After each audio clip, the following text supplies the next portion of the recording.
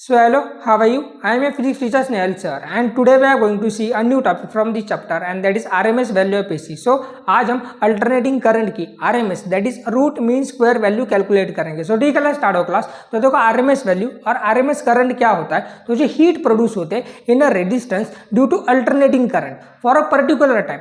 अगर उतनी ही हीट एक स्टेडी करंट उसी रेजिस्टेंस में for the same time period produce करता है तो वो स्टेडी करंट की आरएमएस वैल्यू होती है. देखो फिर से, जो अल्टरनेटिंग करंट हीट प्रोड्यूस करता है in a resistance for a particular time, अगर उतनी ही हीट एक steady current that is constant current उसी रेजिस्टेंस में for the same time period produce करता है तो वो उस स्टेडी करंट की आरएमएस वैल्यू होती है. देखो अगर हमें इसको और डीपली अंडरस्टैंड करना है तो हम ये सर्किट डायग्राम कंसीडर करते हैं. तो यहां पर हमने एक रेजिस्टेंस को AC source and DC source connect किया है. देखो यहां पर पहले हमने इस रेजिस्टेंस को एक एसी सोर्स एंड एक डीसी सोर्स कनेक्ट किया है. देखो यहां पर रेजिस्टेंस सेम ही है, पहले हमने एसी सोर्स से कनेक्ट किया है और फिर डीसी सोर्स से कनेक्ट किया है.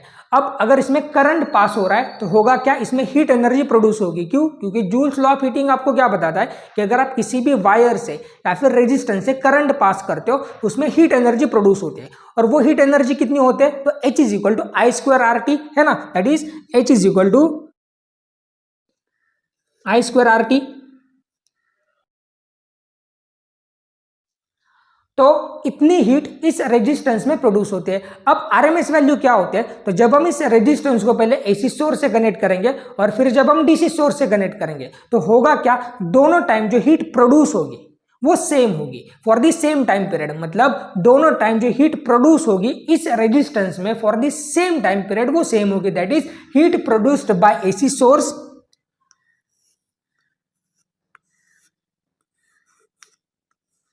that is heat produced by alternating current is equal to heat produced by steady current. और इसी को हम आरएमएस वैल्यू बोलते हैं. देखो यही डेफिनेशन यहां पर लिखी है. दैट इज जो स्टेडी करंट हीट प्रोड्यूस करता है in a given resistance in a given time, जितनी हीट अल्टरनेटिंग करंट प्रोड्यूस करता है उसी रेजिस्टेंस में फॉर द सेम टाइम, उसी को हम क्या बोलते हैं? तो स्टेडी करंट की आरएमएस वैल्यू बोलते हैं. अब हम क्या करते हैं तो एक छोटा सा डेरिवेशन देखते हैं. देखो हमें इसी फॉर्मूले का यूज करना है, that is H is equal to I square R T. So इस फॉर्मूले से हम क्या लिख सकते हैं? So D H is equal to I square R D T.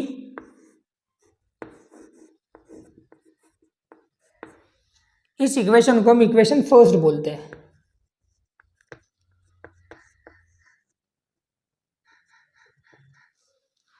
देखो हम फिजिक्स में कभी भी टोटल वर्क या फिर टोटल एनर्जी कैलकुलेट नहीं कर सकते. हम क्या करते हैं तो डिफरेंशिएशन का यूज करके टोटल वर्क और टोटल एनर्जी को तोड़ते और उसके बाद हम इंटीग्रेशन का यूज करके उसको जोड़ देते. सिमिलरली हमने यहाँ पर भी टोटल हीट को डिफरेंशिएशन का यूज करके तोड़ा है, that is d H is equal to I square R D T. अब हम क्या करेंगे तो इंटीग्रेशन का यूज करके इसको जोड़ देंगे तो हमें क्या मिलेगा? टोटल हीट मिलेगी. अब यहाँ पर हम क्या करेंगे तो आई की वैल्यू सब्स्टिट्यूट करेंगे और आई की वैल्यू क्या होगी? तो आई इज इक्वल टू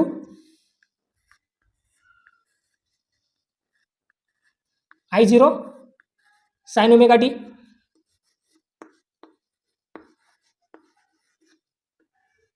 और ये हमने कहां पे देखा था? तो एसी जनरेटर में, that is I is equal to I zero sine omega T. जो फाइनल आंसर हमें मिला था वो कितना मिला था? तो E zero is equal to E not sine omega T. Similarly हम उसका यूज करके यहाँ पर I is equal to I zero sine omega T लिख सकते हैं. अब हम क्या करेंगे तो ये वैल्यू इस इक्वेशन में सब्स्टिट्यूट करेंगे. सो हमारे पास इक्वेशन क्या आएगा? So D H is equal to, हमें यहां पर आई स्क्वायर की जगह पे ये वैल्यू सब्स्टिट्यूट करने हैं. So I zero square sine square omega T into R D T.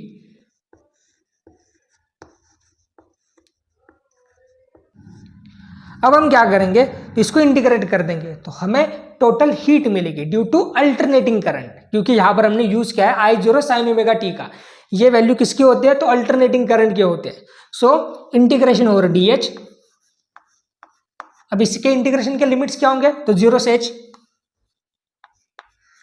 That is equal to H अब जो हीट होगी वो कौन सी होगी, तो due to alternating current, so H A C is equal to integration over 0 से t। देखो जब हमने मीन वैल्यू ऑफ एसी की बात की थी तब यहां पर 0 से t/2 इंटीग्रेशन के लिमिट सब्स्टिट्यूट किए थे, लेकिन हम यहां पर कंप्लीट साइकिल की बात कर रहे हैं, मतलब है कंप्लीट साइकिल के लिए जो हीट प्रोड्यूस हो रही है उसकी बात कर रहे हैं, इसलिए हमने यहां पर इंटीग्रेशन की लिमिट 0 से t सब्स्टिट्यूट किया है into I square, that is I0 square sine omega T R D T. अब यहां से जो चीजें कांस्टेंट है वो सभी बाहर आएगी। अब यहां पर कांस्टेंट क्या क्या है, तो देखो I0 स्क्वायर कांस्टेंट है, आर कांस्टेंट है, तो यह I0 स्क्वायर एंड आर ये इंटीग्रेशन से बाहर आएगा। सो हमारे पास इक्वेशन क्या होगा, so is equal to I0 square R, ये हमने क्या किया इंटीग्रेशन से बाहर लिया, इंटीग्रेशन में क्या होगा इंटीग्रेशन ओवर 0 से t sign square omega T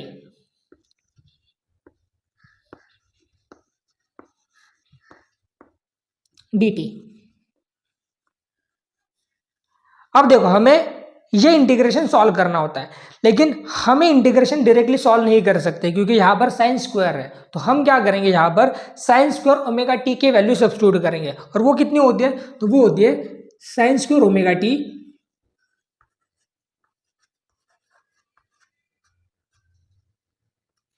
is equal to 1 minus cos 2 omega T divided by 2। हमें ये साइन स्क्वायर ओमेगा टी की वैल्यू इस इक्वेशन में सब्स्टिट्यूट करने हैं, तो हमें इक्वेशन क्या मिलेगा, तो देखो H A C is equal to I0 square R integration over 0 से t 1 minus cos 2 omega T divided by 2 into D T. और अब हम इस 2 को इस इंटीग्रेशन से बाहर लेंगे, क्यों, क्योंकि 2 भी कांस्टेंट है और कांस्टेंट हमेशा इंटीग्रेशन से हम बाहर लेते हैं। तो क्या होगा H A C is equal to I0 square R integration over 0 से t, ये 2 हमने बाहर लिया है, so divided by 2 1 minus cos 2 omega T d T. और बस अब हमें इस ब्रैकेट में जो टर्म है उनको इंटीग्रेट करना है और हमारा इक्वेशन कंप्लीट होगा। देखो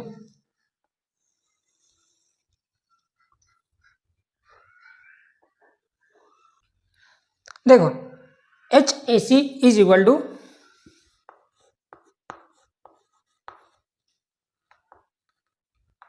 I0 square R divided by 2 as it is into bracket integration over 0 से t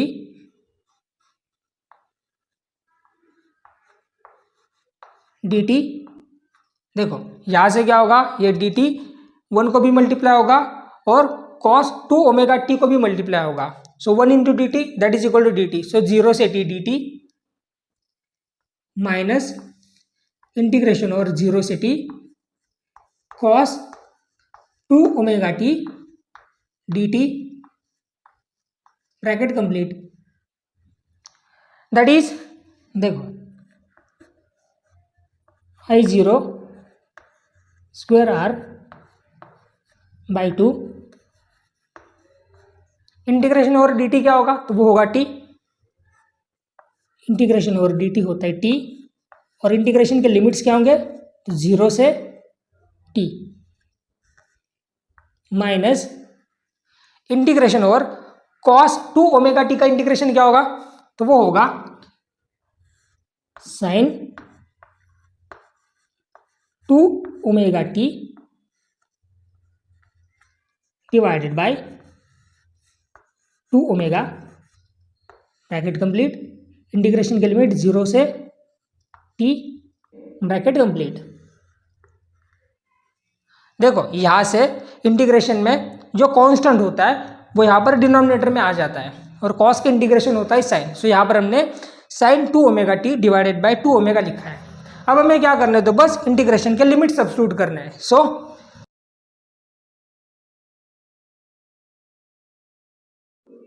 I0 square r by 2 into bracket upper limit minus lower limit, so capital T minus 0, bracket complete, minus हम इस 2 omega को इस bracket से बाहर लेके integration के limit substitute करते हैं। So 1/2 omega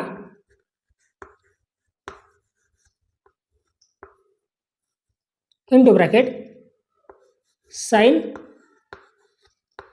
2 omega capital T minus sine 0,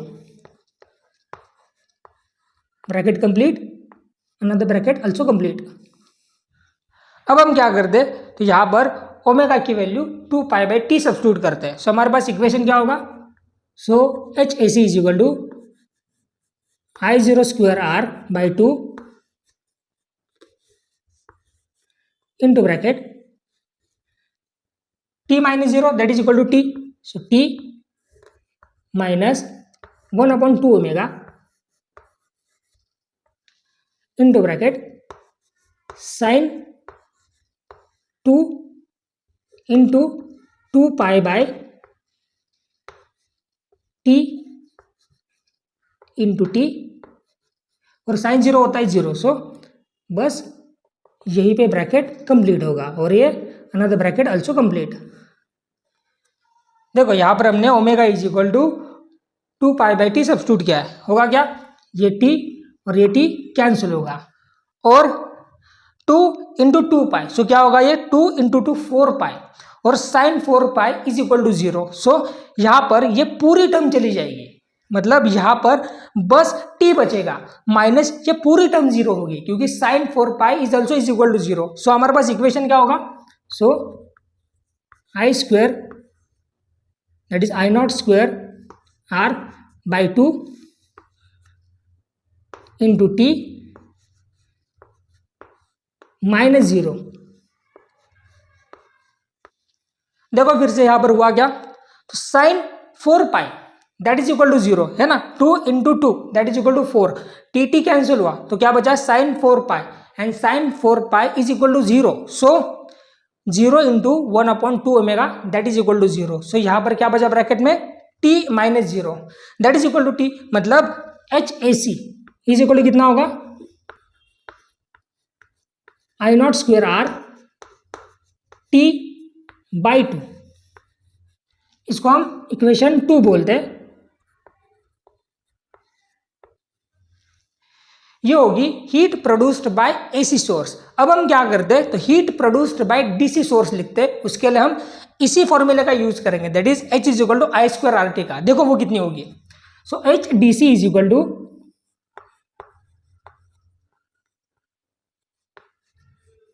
आई square R M S R T, क्योंकि जो कांस्टेंट करंट से दैट इज स्टेडी करंट से जो हीट प्रोड्यूस होती है उस स्टेडी करंट को हम क्या बोलते हैं, तो आरएमएस करंट बोलते हैं, और स्टेडी करंट हमें कौन देता है, तो डीसी सोर्स देता है, इसलिए H D C is equal to I square R M S R T हमने लिखा है। इस इक्वेशन को इक्वेशन 3 बोलते हैं।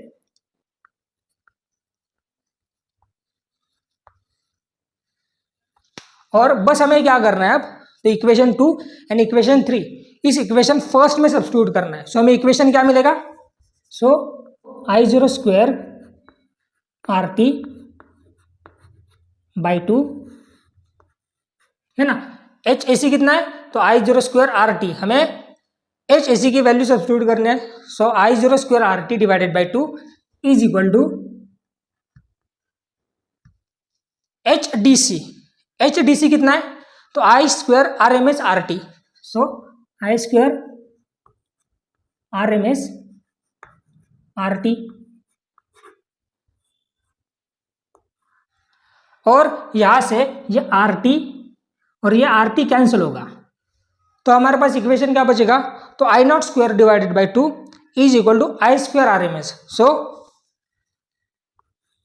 I not square by 2 is equal to I square RMS.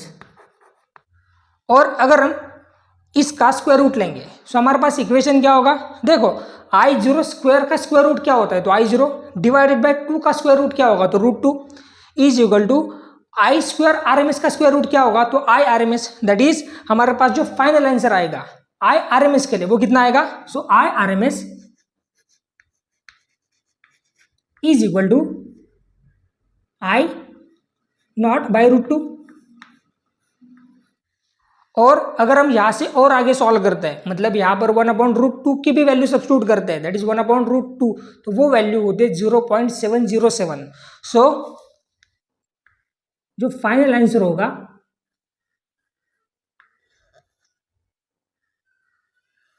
I RMS